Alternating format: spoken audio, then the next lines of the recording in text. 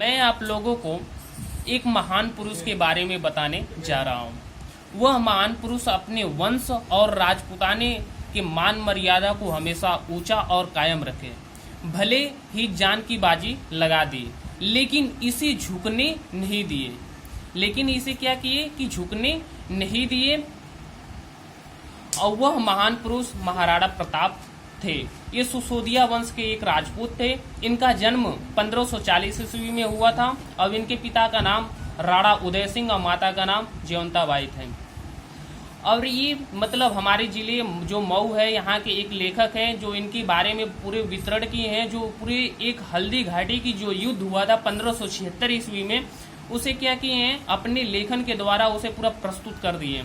उनकी कुछ चौपाइयों को आपके सामने प्रस्तुत करने जा रहा हूँ। वो भी एक महान पुरुष थे जो इनके बारे में वितरण किए। उनका नाम है श्याम नारायण पांडे। इनकी ये उस समय की बात है कि जब मान सिंह के जो महाराणा प्रताप थे,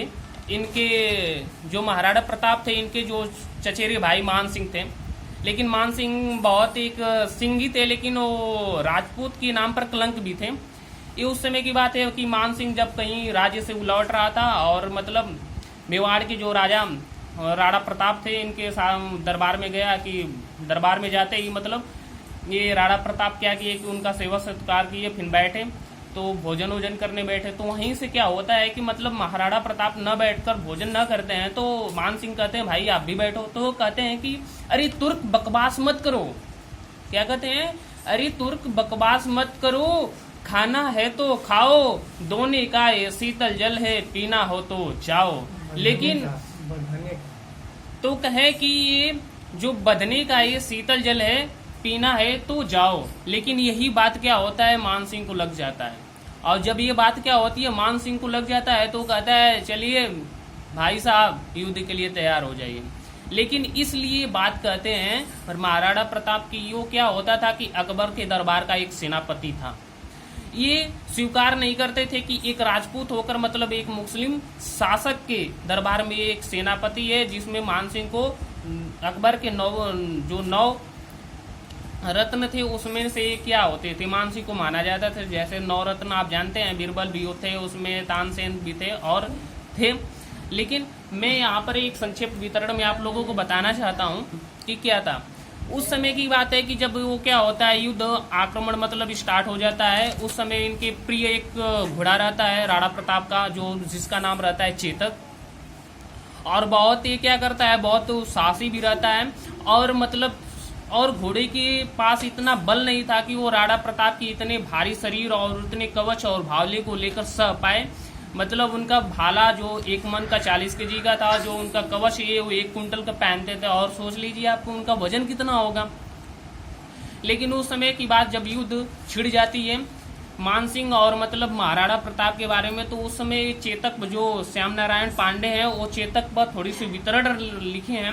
वो क्या कहते हैं कि जब युद्ध स्टार्ट हो जाता है उसमें बोलता है कि गिरता ना कभी मतलब रणवीर चौकड़ी भर भर कर चेतक बन गया निराला था। रणवीर चौकड़ी भर भर कर चेतक बन गया निराला था, राणा प्रताप के कोड़े से लग गया हवा का पाला था।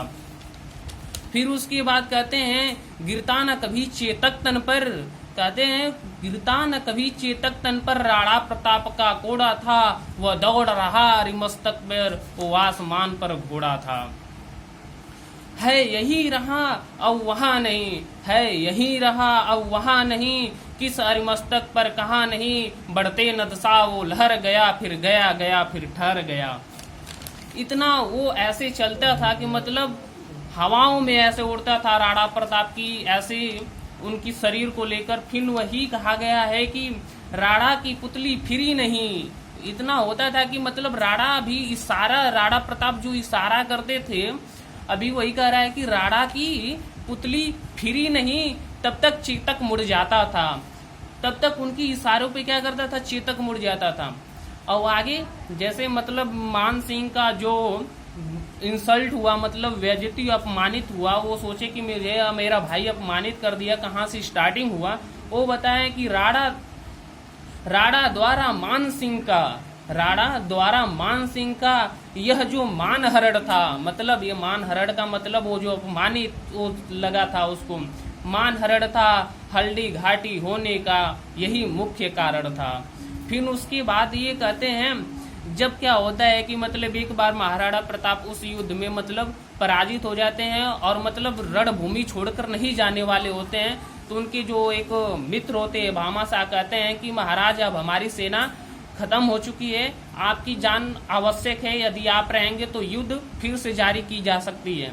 लेकिन इस युद्ध में क्या होते हैं कि महाराणा प्रताप ने एक परिचय दिया, सारे राजपूत क्या हो गए अकबर के मतलब अकबर की तरफ हो गए, महाराणा प्रताप के खिलाफ हो गए। जहां तक इनके बड़े भाई जो जयमल सिंह थे ये भी मतलब महाराणा प्रताप के खिलाफ हो गए। महाराणा प्रताप ने अपने वीर और साहस और मतलब का परिचय देते हुए कहा मतलब ये उसके खिलाफ नहीं रहे। यदि इनके जो अकबर के दरबार में जो बीरबल थे वो संदेश पत्र भिजवाए कि महाराणा प्रताप जी यदि आप अकबर की तरफ आ जाते हैं तो ये जो राजपूत ये जो हैं इनकी जो इतना कार्य धैर्य आप रखे हुए हैं और वो सब मिट जाएगा। लेकिन राणा प्रताप उनकी बातों को इनकार कर देते हैं और फिर युद्ध की मतलब तैयारी कर देते हैं। तो यही कहा गया है कि जब ये क्या करते हैं कोल्हू भील एक सैनिक मतलब जुटाते हैं, फिर युद्ध की तैयारी करते हैं। वही कहते हैं जब जंगल में चले जाते हैं वो घास मतलब राणा ने नहीं भूला वो प्रताप वो हमारा, जैसे जंगल में था बसेरा वो घास का ये खाना राणा ने नहीं भूला प्रताप ये हमारा। तो उसके बारे में ये कहते हैं कि फिर उसके बाद मान घबरा जाता है और कहता है मान सोचता दुख देता भीलों का अत्याचार मुझे, है मान सोचता दुख देता भीलों का अत्याचार मुझे, कब तक ये चमकानी होगी बिजली सी तलवार मुझे। वो घबरा जाता है कि मतलब 500 जो सैनिक थे मतलब कुल मिलाजुलाकर 20,000 इनके थे, 500 भील थे, 25,000 सैनिक और 80,000 सैनिकों से टक्कर हो गए। लेकिन उसमें क्या हुआ कि मतलब मान सिंह मारा गया राणा प्रताप के द्वारा। अब फिर अपना राज्य क्या किए हासिल कर लिए। इतने महान पुरुष है, सारे राजपूत मतलब इनके खिलाफ होकर भी अकेले युद्ध लड़े वही राजपूत है जो क्या करता है कि धैर्य और साहस को हमेशा बरकरार रखता है। और कहा गया कि फिर कहते हैं कि जैसे मतलब जब राणा प्रताप ने भीलों को इकट्ठा कर कैसे सीख दी, कैसे प्रतिक्षण दी, उन लोगों को कैसे सिखाया, उसमें बताया गया कि स्वामी नारायण पांडे जी कहते हैं कि देने लगा महाराणा, कहा गया कि देने लगा महाराणा दिन रात समर की शिक्षा, फूक फूक बैरी भेरी को करने लगा प्रतीक्षा। फिर उसके बाद कहते हैं कि फिर चेतक आ जाता है। फिर इस युद्ध में क्या होता है कि मतलब लास्ट युद्ध में उनका प्रिय चेतक भी घायल होकर मतलब वीर भूमि को प्राप्ति कर लेता है। ये कहा गया है कि चढ़ चेतक तलवार फ्री, कहता है कि चढ़ चेतक तलवार फ्री, रखता था भूतल पानी को राणा प्रताप सिर काट काट कर, कहते हैं कि राणा प्रताप सिर काट काट कर रखते थे सफल जवानी को। क्या मतलब इनकी यही मतलब चौपाइयाँ हमारे पास कुछ है और ये आपको सुनने के बाद ऐसे होंगे कि आपके रोंगटे भी खड़े होंगे। अभी तो हल्दी घाटी की पूरी एक किताब रखे हैं, हम उनमें से कुछ आप लोगों के सामने एक प्रस्तुत किए हैं। और बहुत से राजपूत थे जो अपने भारत माँ और अपने देश के लिए लड़े और आगे आए और संघर्ष का परिचय दिया। लेकिन आज के जो युवा हैं, आज की जो पीढ़ी है अपने वंशजों को भूल जा रहे हैं और मतलब ये अपने हाथ में तलवार लेने से उनकी हाथ कप रही है। तो बताइए कैसे राजपूत हैं? मैं मतलब ऐसे मैं नहीं कह रहा हूँ कि वह कैसे राजपूत हैं, डरते हैं। राजपूत मतलब जो ये जन्म ये अग्नि से पैदा हुए हैं, जैसे भगवान श्री राम, आप उनके बारे में भी थोड़ा जानते हैं कि कैसे क्या हुआ था।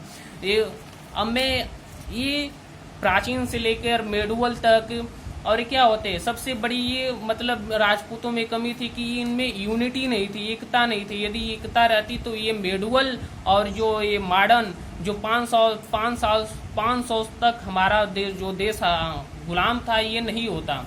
अंग्रेज आए, ये तुर्क आए, मुस्लिम आए, जो भी हमारे देश पर मतलब गुलामी किए, ये सब नहीं थे। सबसे बड़ी बात है कि इसमें एकता नहीं थी इन लोगों में। यही मतलब भूल थी सबसे बड़ी। अब मैं एक और महान पुरुष के बारे में थोड़ी सी वितरण करने जा रहा हूं कि उस समय मॉडर्न में जब अंग्रेज आए हुए थे, वो 1777 में बाबू राजा कुंवर सिंह की बारे में आप जानते होंगे कि मतलब इन्होंने कहा था कि 80 साल की हड्डी में जागा जोश पुराना था, कहते हैं कुंवर सिंह ये तो वीर बलवाना था। सोच लीजिए कि 80 साल की हड्डी मतलब 80 साल की उम्र में जो वृद्ध होते हैं तो वह कैसा उम्र होता है। लेकिन उस समय अंग्रेजों से क्या युद्ध मोल लिए लेते थे। अब इनकी सेना में क्या हुआ था कि पुरुषों से ज्यादा महिलाएं इनकी सेना में थी। बहुत वीरता से संघर्षता से इन्होंने परिचय दिया था। और लेकिन आज की महिलाओं को देख लीजिए, समझ में आ जाता है अब क्या कहना है। सीधे एक सिग्नेचर और एक कलम कापी की इन लोगों की जरूरत होती है। और उस समय की पद्मावत, झांसी रानी लक्ष्मीबाई, उसमें कहा गया है कि जब वही मतलब क्या झांसी की जो युद्ध हुआ था अंग्रेजों 1857 में, मतलब झांसी की रानी इनका मृत्यु 1858 में हुआ था। उस समय ये थे बाबू कुंवर सिंह। लेकिन उस समय की क्या होता है, वो महादेवी वर्मा ने झांसी की रानी पर भी कुछ वितरण रखे, बहुत अच्छी। वो भी मतलब आपको रंगोटे खड़े करने वाले कुछ प्रस्तुत करना चाहता हूँ उसमें से। कहते हैं, लेफ्टिनेंट बाकर चढ़ाया या झांसी की ये फौज अपार, रानी ने भी हुक्म दिया, छत्री दल सजकर हुए तैयार, खूब गजब के लड़ने वाले बाकी बुंदे ले सरदार, हाथ उठी तलवार मची ये हर हर बम की वानी थी, वह खूब लड़ी मर्दानी, वह तो झांसी वाली रानी थी। ये महादेवी वर्मा ने लिखा है। मैं कुछ प्रस्तुति करना चाहता हूँ। धन्यवाद। जय राजपुताना, जय भवानी। जय भवानी।